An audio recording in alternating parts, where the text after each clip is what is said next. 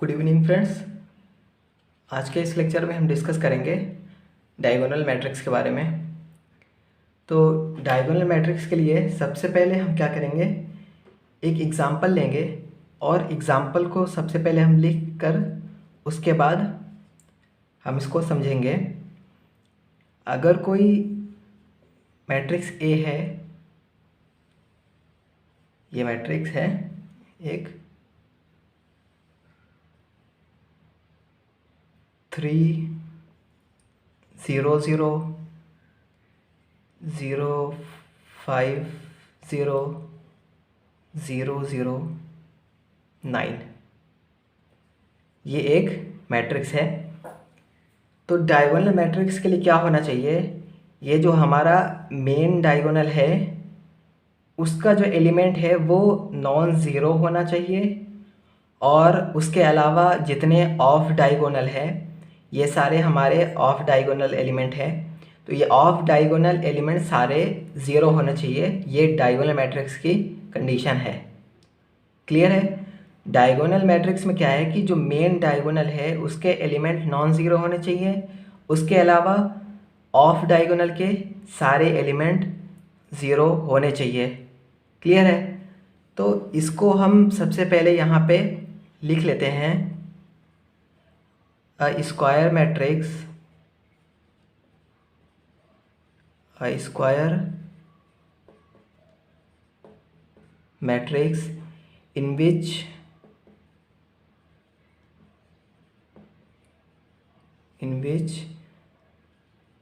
all off diagonal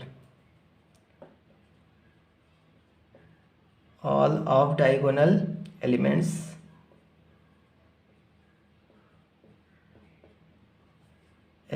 are zero. ये सारे of diagonal elements जो हैं वो ज़ीरो है। ओके, तो उसको क्या कहेंगे, इज कॉल्ड डायगोनल मैट्रिक्स। ये हमारी कहलाएगी डायगोनल मैट्रिक्स के लिए। नेक्स्ट इसमें एक पॉइंट है, द डायगोनल मैट्रिक्स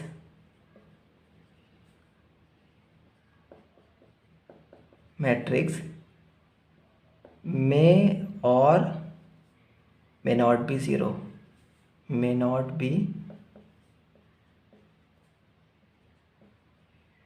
ज़ीरो।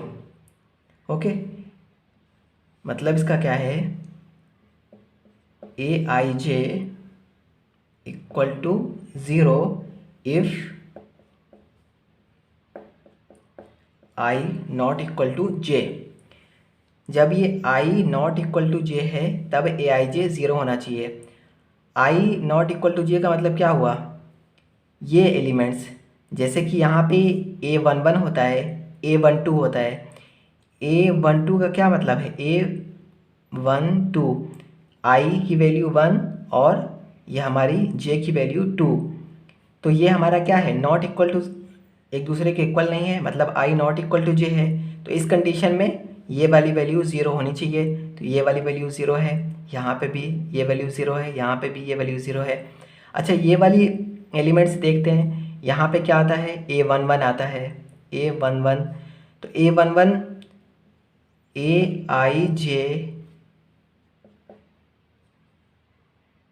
आई जे होगा इफ़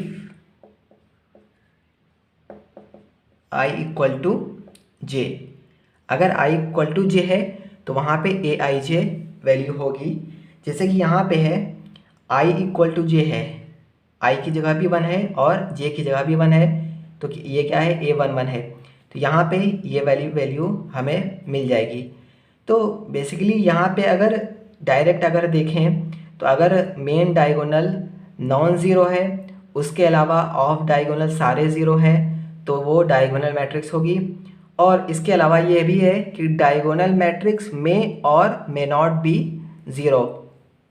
ये जो डायगोनल मैट्रिक्स है ये पूरी ज़ीरो हो भी सकती है और पूरी ज़ीरो नहीं भी हो सकती है। दोनों केस है ये।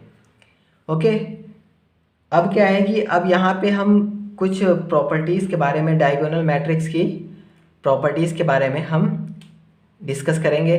और इसी ये जो मैट्रिक्स है, मैट्रिक्स ए, इसी को हम रिप्रेजेंट कर सकते हैं diagonal 3, 5, 9।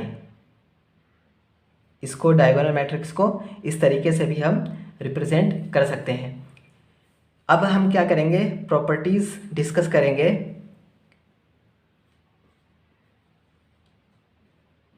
Properties of diagonal matrix. तो हम देखेंगे इसमें डायगोनल मैट्रिक्स की प्रॉपर्टी। तो सबसे पहली जो प्रॉपर्टी है वो है एडिशन की प्रॉपर्टी है। अगर डायगोनल मैट्रिक्स कोई एक्स वाई जेड है और वो ऐड हो रही है किसी डायगोनल मैट्रिक्स पी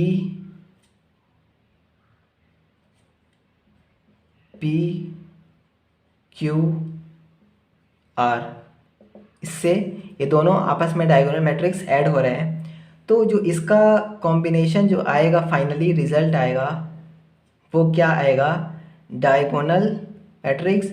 और इनके जो एलिमेंट्स हैं वो आपस में ऐड हो जाएंगे। पहला एलिमेंट्स इसके पहले एलिमेंट्स के साथ, दूसरा एलिमेंट इसके दूसरे एलिमेंट्स, तीसरा इसके तीसरे एलिमेंट्स के साथ। मतलब X plus P, Y plus Q, Y plus Q, Z plus R, Z plus R. Clear है। अभी दूसरी एक प्रॉपर्टी है, मल्टीप्लिकेशन की प्रॉपर्टी है। Diagonal X Y Z multiplication diagonal P Q R. अब इनका मल्टीप्लिकेशन करना है। अगर दो डायगोनल मैट्रिक्स हैं तो उनका मल्टीप्लिकेशन, इसका रिजल्ट क्या आएगा, इनके जो एलिमेंट्स हैं वो आपस में मल्टीप्लाई हो जाएंगे, पहले का पहले से, दूसरे के दूसरे और तीसरे के तीसरे में से। एक्स पी वाई क्यू और जेड आर, ये हमारा मल्टीप्लिकेशन है। थर्ड पे क्या है, इनवर्स की प्रॉपर्टी है। डायगोनल एक्स वाई जेड, इसका इन्वर्स अगर करना है तो इसका इन्वर्स क्या हो सकता है, डायगोनल, ये जो एलिमेंट है इसी का इन्वर्स कर देंगे तो डायरेक्ट जो है हमें इस मैट्रिक्स का इन्वर्स मिल जाएगा। मतलब क्या है, अगर यहाँ पे एक्स वाई जेड है तो इसको 1/x 1/y 1/z कर देंगे।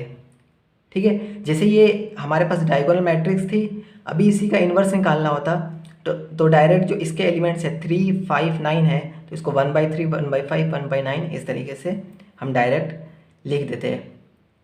क्लियर है। उसके बाद फोर्थ नंबर की जो प्रॉपर्टी है वो है हमारी diagonal of X Y Z, इसका ट्रांसपोज। तो डायगोनल जो मैट्रिक्स होती है उसका अगर ट्रांसपोज करेंगे तो वो हमारी सेम मैट्रिक्स ही मिलेगी। मतलब कोई चेंजेस हमारे इस मैट्रिक्स में नहीं आएंगे, सेम मैट्रिक्स हमें मिल जाएगी। क्लियर है।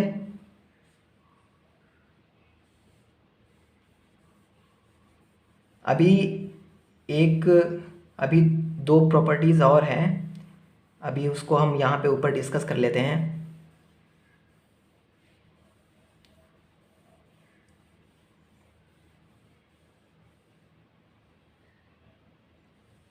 इसके बाद प्रॉपर्टीज़ हैं number 5.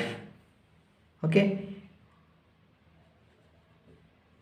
Diagonal elements X Y Z, X Y Z, इसके पावर में अगर n हो इस तरीके से, तो उसका जो डायगोनल मैट्रिक्स जो रिजल्ट आएगा, जो ये एलिमेंट्स हैं इनके पावर में n हो जाएगा, x to the power n, y to the power n, z to the power n, ये हो जाएगा. ओके, 6 अगली प्रॉपर्टी 6 नंबर की है, आइगन वैल्यूज़ के लिए है. Eigen values, eigen values, eigen values of diagonal X Y Z, diagonal X Y Z. तो eigen values of diagonal X Y Z वो क्या होगा, X Y and Z. Eigen values अगर डायगोनल मैट्रिक्स से निकालनी है तो जो डायगोनल एलिमेंट्स दे रखे हैं, मेन डायगोनल एलिमेंट्स, वही सेम हमारी आइगन वैल्यूज़ हो जाएंगी. आइगन वैल्यूज़ अभी हमने डिस्कस नहीं किया है, आइगन वैल्यूज़ हम डिस्कस करेंगे. आइगन वैल्यूज़, आइगन वेक्टर्स, अभी सारे आगे इसके जब सारी मैट्रिक्स हमारी डिस्कस हो जाएगी फिर उसमें आइगन वैल्यूज़ है, इक्लॉन्स फॉर्म है, वो सारी चीज़ें हम फिर डिस्कस करेंगे फर्दर. ओके, अभी क्या है कि डिटर्मिनेंट अगर निकालना है, determinant of diagonal X Y Z. तो अगर डिटर्मिनेंट निकालना है तो क्या करेंगे, X Y Z, X Y Z, जो हमारे मेन डायगोनल एलिमेंट्स से उनको डायरेक्ट मल्टीप्लाई कर देंगे तो वो हमारे डिटर्मिनेंट निकल जाएंगे. तो ये सारी प्रॉपर्टीज़ याद रखनी है, क्योंकि कई बार क्या होगा कि अगर 2x2 या 3x3 की मैट्रिक्स रहती है तो उसमें हम आसानी से डिटर्मिनेंट फाइंड कर लेते हैं, उसका हमें मेथड पता है डिटर्मिनेंट फाइंड करने का. अगर 4x4 या 5x5 की मैट्रिक्स आती है डायगोनल मैट्रिक्स, तो उसमें क्या है कि हमें मेथड नहीं पता है उसको फाइंड करने के. तो अगर ये हमें प्रॉपर्टीज़ पता है कि डिटर्मिनेंट ऑफ डायगोनल अगर मैट्रिक्स निकालना है, डिटर्मिनेंट डायगोनल का, तो क्या करते हैं, डायरेक्ट जो मेन डायगोनल के एलिमेंट्स दिए हैं उसको डायरेक्ट मल्टीप्लाई कर दें तो हमें डिटर्मिनेंट मिल जाता है. क्लियर है? तो ये सारी प्रॉपर्टीज़ हमें ये याद रखनी है ताकि हम जब क्वेश्चंस आएंगे तो उसमें हम अप्लाई कर सकें. क्लियर है इतना? आज के लेक्चर में इतना ही है. नेक्स्ट लेक्चर में हम डिस्कस करेंगे स्केलर मैट्रिक्स के बारे में, आइडेंटिटी मैट्रिक्स के बारे में. ओके, तो आज के लिए इतना ही. अगर वीडियो अच्छी लगे तो please like, share and subscribe ज़रूर करें. Thank you.